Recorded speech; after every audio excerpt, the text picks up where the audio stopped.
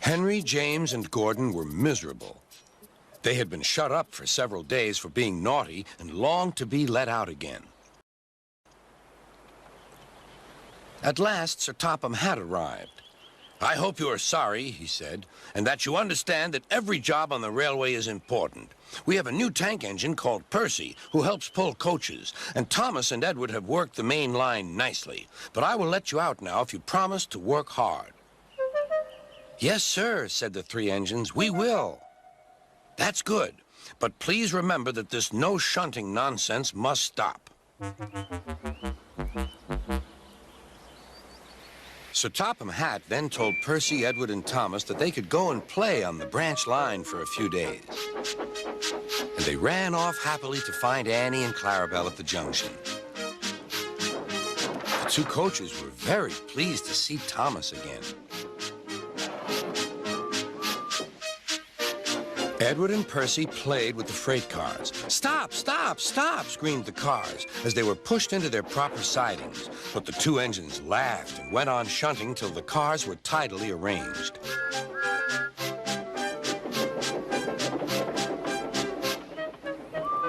Next, Edward took some empty cars to the quarry. Percy was left alone. He didn't mind that a bit. He liked watching trains and being cheeky to the other engines. "Hurry, hurry, hurry," he would call, and they got very cross.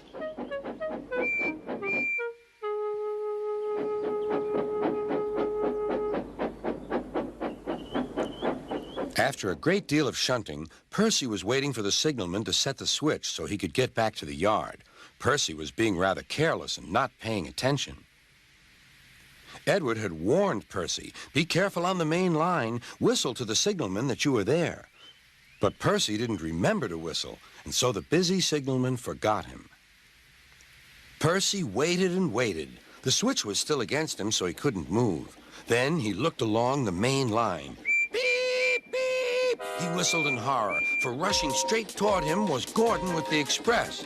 "Oh!" groaned Gordon. "Get out of my way!"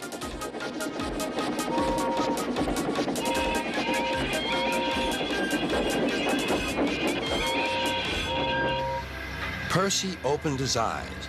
Gordon had stopped with Percy's buffers just a few inches from his own. But Percy had begun to move. "I won't stay here. I'll run away," he puffed. He went straight through Edward's station and was so frightened that he ran right up Gordon's hill without stopping.